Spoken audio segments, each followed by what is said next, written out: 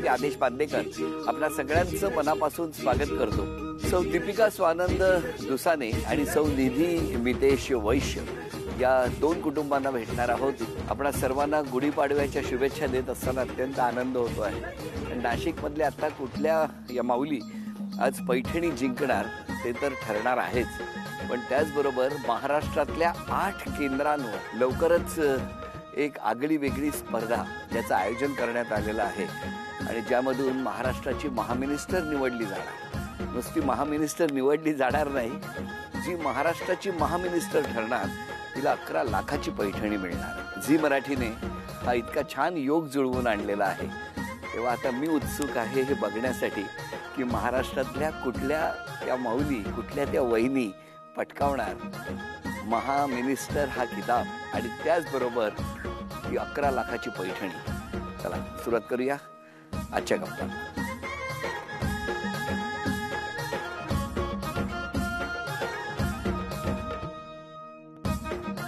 आज ज्या दोन माऊलींना भेटणार आहोत त्या दोघींनाही मोटरसायकल चालवण्याची प्रचंड आवड आहे.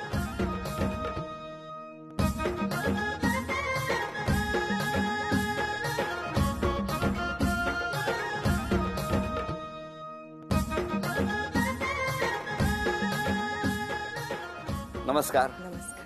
नमस्कार. नमस्कार. कुठलं माहेर? माहेर नाशिकचंच, सासरही नाशिकचंच. बरं घ्या उखाणा. झी मराठीने मालिका सुरू केली होम मिनिस्टर. त्याचे सादरकर्ते आहे आदेशजी बांदेकर. गुढीपाडव्याच्या निमित्ताने स्वानंदरावांचं नाव घेते. गुढीपाडवा साजरा करायला मिळाला 2 वर्षानंतर. अरे हे क्या बात. छान. एका हातात गॉगल, दुसऱ्या हातात बुलेटची चावी. दीपिका सारखी डॅशिंग बायको जन्मभर हवी. पण ते बुलेटचं फायरिंग कसं असतं माहिती आहे ना तुम्हाला?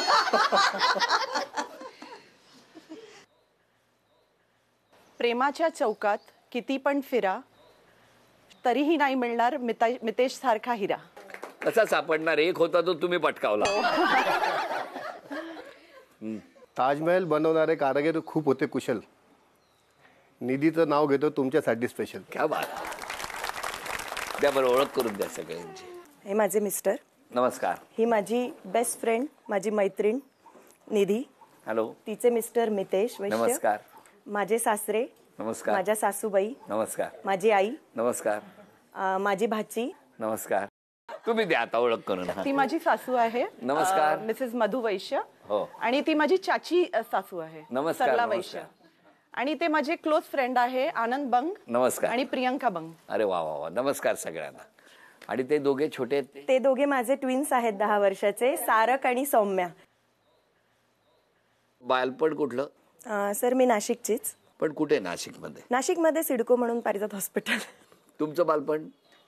मी बॉर्न अँड ब्रॉटअप कल्याणला. कल्याण. हां. आणि मग 10वी नंतर शिक्षण इकडे झालं नाशिकमध्ये.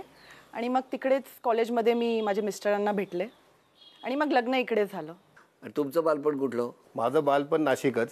बर बर बर बर. आणि तुमचं? माझं नाशिक पूर्ण. कसं असतं साधारण नाशिकमधलं वातावरण? गरम असतं की थंड असतं? प्रचंड थंड असतं. मी घरातलं कसं असतं विचारलं. आमच्या घरात तर नेहमीच गरम असतं. का असं म्हणाले ते? नाही, आमच्या घरी रूल्स अँड रेग्युलेशन्स खूप आहे.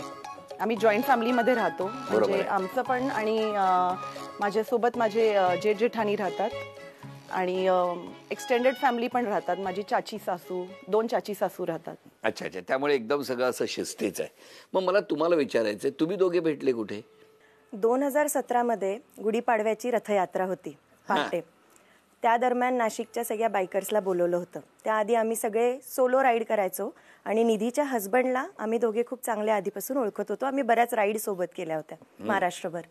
तर त्या रथयात्रेत मी पहिल्यांदा निधीला भेटली आणि आता जवळजवळ आम्ही सोल सिस्टर म्हणजे अगदी जीवाला जीव देणाऱ्या मैत्रिणी झालोय. माझ्या आयुष्यात येणारे चढ उतार, तिच्या आयुष्यात येणारे चढ उतार आम्ही खूप ती खूप सांभाळून घेते.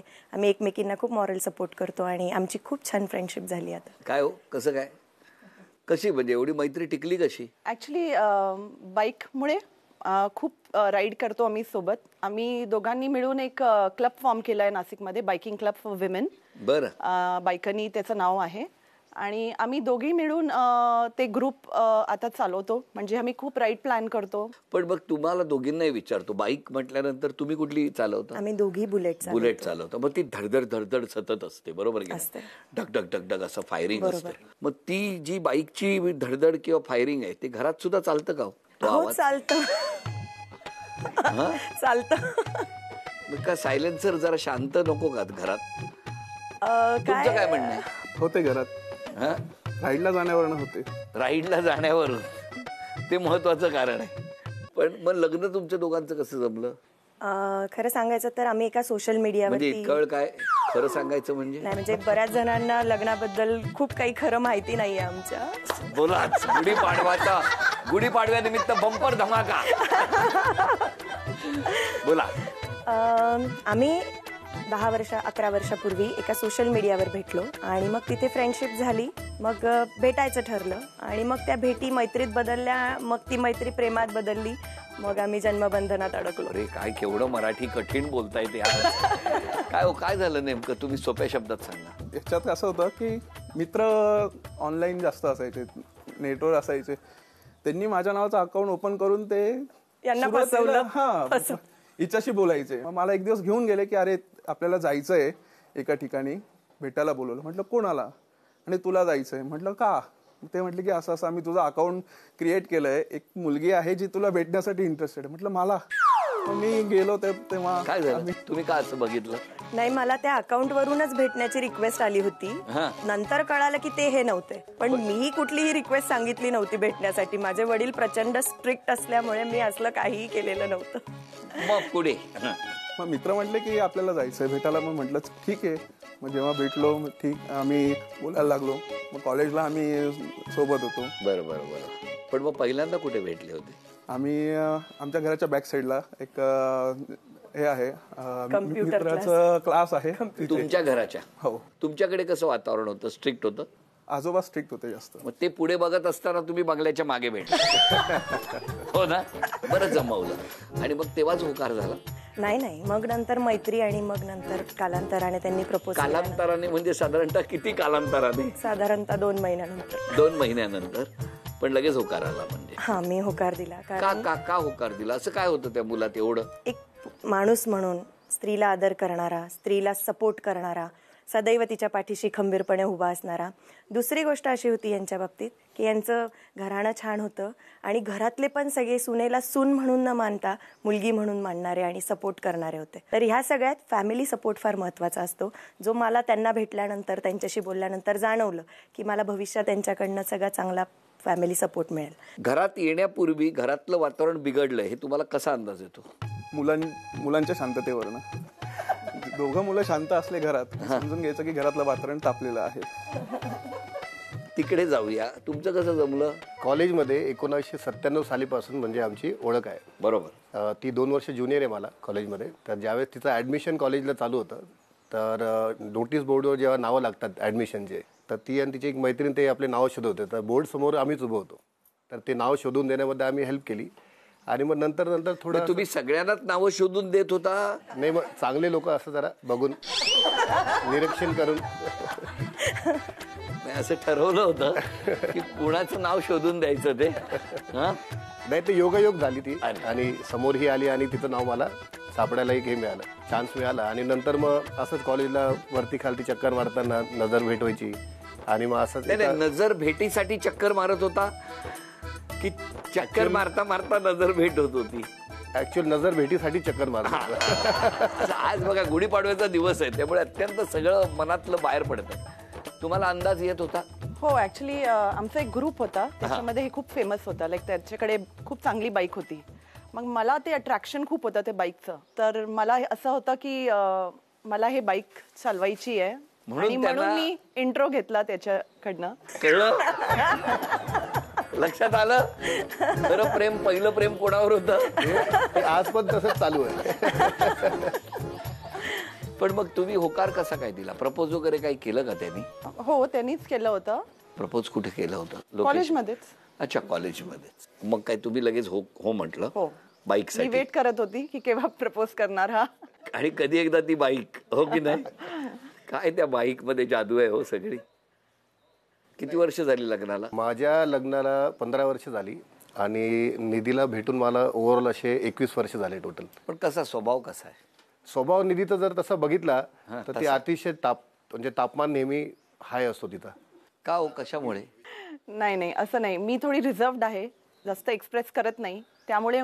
पण करता तेव्हा फार भयानक करता हो. असं त्यांचं म्हणणं आहे, हो ना? तर ते हस्बंडवर निघतो सगळं राग जेवढं असतं. का हो, असं का हो? कोणावर काढणार? तुम्हाला कळतं कसं? जसं ह्यांना मी विचारलं की साधारणतः आता वातावरण गरम आहे, त्यांनी सांगितलं मुलं शांत असली की समजायचं काहीतरी गडबड आहे. तुम्हाला कसं कळतं? माझ्या फोनवरती जर त्यावेळेस 10हून जास्त मिस कॉल झालेले असतील तर मला कळतं की घरी आज काहीतरी वातावरण, आज कुकरमध्येच बटाटे फुटलेले आहेत. बरोबर आहे. आणि मग तो राग सहन करण्याची शक्ती घेऊन मी घरात शिरतो. आता या ठिकाणी तुमच्या चौघांबद्दल विचारतो की काय म्हणणं आहे. बोला आई. मी माझ्या सुनेच्या विषयी काय सांगू? सून नव्हे, ती मुलगीच आहे माझी. सून चांगली आहे. हो, खूप अगदी. आणि तिचं एक वैशिष्ट्य, काय बुलेटवर असते, घरी कधी थांबतच नाही. का हो, सतत बुलेटवर असता तुम्ही? संसार म्हणजे असं कुठलं तरी, जसं व्हॅनिटी व्हॅन असते ना 4 चाकांवर, तशी बुलेट व्हॅन केली तर तिथेच राहायला वाटतं दोघी. हो, मला आवडेल सर, त्याच्यामध्ये पूर्ण विश्वात त्यात फिरायला आवडेल मला. नाही, संसारही व्यवस्थित करते, सगळ्यांना सांभाळते, सासू सासरे पण रविवारी घरी रविवारी घरी थांबत नाही. मेन छान आहे, दोघंही छान, जोडं छान आहे, सांभाळतात आमचं सासू सासरे, व्यवस्थित करतात, काही प्रॉब्लेम नाही. सासूबाई खूप बोलतात म्हणून नाही ना हे सांगत. दीपिका मुलगी जरी असली माझी तरी स्वानंदजी मुलासारखेच आहे. तिला अगदी उत्तम योग्य जोडीदार मिळालेला आहे. त्यांनी तिचे जे काही बुलेट चालवायची हौस वगैरे होती ती सगळी त्याची पूर्ण केली. खूप छान सांभाळून घेतलं सगळ्या घराने तिला. अभिमान आहे मला जावयांचा पण आणि मुलीचा तर आहेच. आई कधीच घरात नसते, हर संडेला बाहेर जात असते, पण तेवढीच संडेच्या आधी आमची काळजी घेते आणि कधीच आम्हाला बॅड फील नाही होऊ देत, पण थोडीशी रागवते. रागावते? आई जास्त रागावते की बाबा? दोघं. एक तर घरात राहत नाही आणि असता तेव्हा रागावता. आमचे आई बाबा खूप चांगले, पण ते कधीच आम्हाला बुलेटवर नाही घेऊन जात. त्यांनाच दोघांना जागा पुरत नाही, तुम्हाला कुठे बसवणार? माझी मुलगी म्हणजे सून निधी आणि माझा मुलगा दोनही चांगले आहे आणि ते सगळं घर सांभाळून ती सगळं काम करते आणि मला प्राऊड वाटतं की ती गाडी चालवते आणि सगळं, आणि मला काही असं वाटत नाही की ती घरात आहे की नाही आहे, ती तिच्या एन्जॉय कर. या गप्पा सुरू असताना एक छोटासा खेळ आहे. गुढीपाडव्याच्या निमित्तानं आपण सर्वांना शुभेच्छा देत असताना या ठिकाणी तुमच्या दोघांसाठी खेळ आहे. तुम्हा दोघांपैकी सर्वात आधी खेळ हा जो कोणी पूर्ण करणार तो आपल्या बायकोला झी मराठीकडून बाजूबंद मिळवून देणार आहे. बघूया काय होणार. असंच्या असं चित्र या तुकड्यांमध्ये आहे, ते जोडून पूर्ण करायचं आहे. 1 2 3.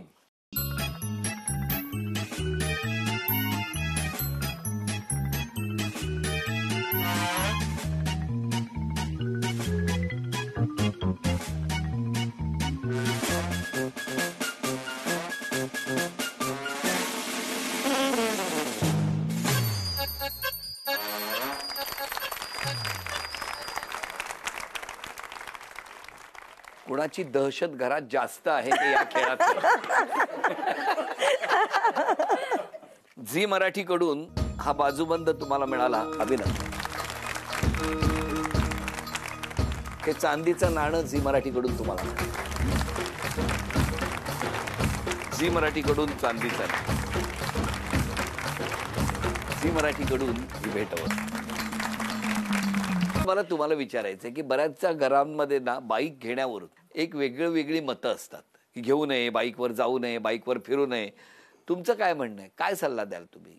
मेन म्हणजे आहे त्यांनी रायडिंग सेफ्टी गिअर्स घालणं खूप गरजेचं आहे. ओके, म्हणजे हेल्मेट, गाडी चालवताना हेल्मेट घाला, प्रॉपर एकदा शूज तरी कमीत कमी घाला, म्हणजे काय कुठे काही ॲक्सिडेंट वगैरे जरी झाला तरी मेजर नुकसान होत नाही. मग तुमचं काय म्हणणं आहे? ज्या स्त्रिया ते करू इच्छितात त्यांनी ते नक्कीच केलं पाहिजे. दुसरी गोष्ट अशी आहे की गाडी हेवी आहे, जड आहे, मान्य आहे मला सगळं, पण विमान उडवणारी एक पायलट जर स्त्री असते, ते विमानाचं वजन तिला उचलायचं नसतं, तसं स्त्रीला प्रत्येकीला देवाने पंख दिलेले आहेत ते वजन उचलायसाठी, ज्याला आपण म्हणतो ना आत्मशक्ती. ती आत्मशक्ती एकदा डेव्हलप झाली ना की मग कुठल्या बाईकचं काही वजन वाटत नाही. आत्मविश्वास फार महत्त्वाचा असतो आणि तो स्वतःवर प्रत्येकीने दाखवला पाहिजे. आता या ठिकाणी या गप्पा सुरू असताना आजच्या या गुढीपाडव्याच्या दिवशी दीपिका वहिनी आणि निधी वहिनी यांच्यापैकी कोण जिंकणार पैठणी बघणार आहोत. पैठणीच्या खेळात दीपिका वहिनी, निधी वहिनी दोघी सज्ज झालेले आहेत. खेळ एकदम सोपा आहे. स्माइली चेंडू एक टप्पा पडून अचूक त्या हाताला लागला पाहिजे. दोघींनाही प्रत्येकी 10 संधी आणि या 10 संधीमध्ये सर्वात जास्त गुणसंख्या ज्यांची होणार त्या ठरणार आजच्या भागातल्या होम मिनिस्टर, ज्यांना मिळणार आहे पैठणी. गुढीपाडव्याच्या दिवशी बघूया कोण जिंकणार पैठणी.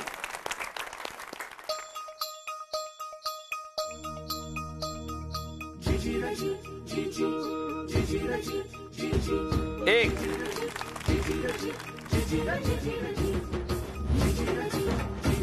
दोन,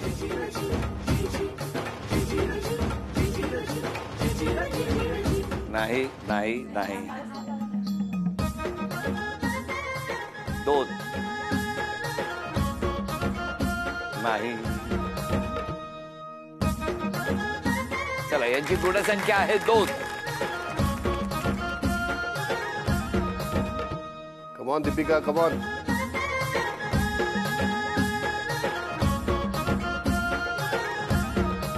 नाही, हाताला लागला पाहिजे. 1,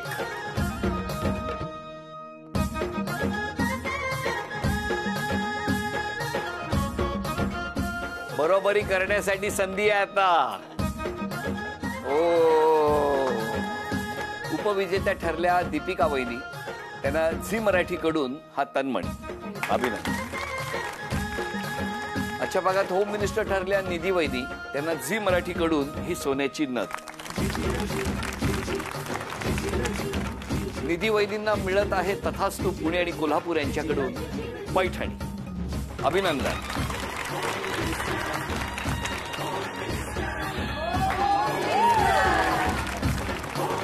या दोनही कुटुंबांना आणि आपणा सर्वांना गुढीपाडव्याच्या शुभेच्छा देऊन आजचा भाग इथेच संपतो आहे.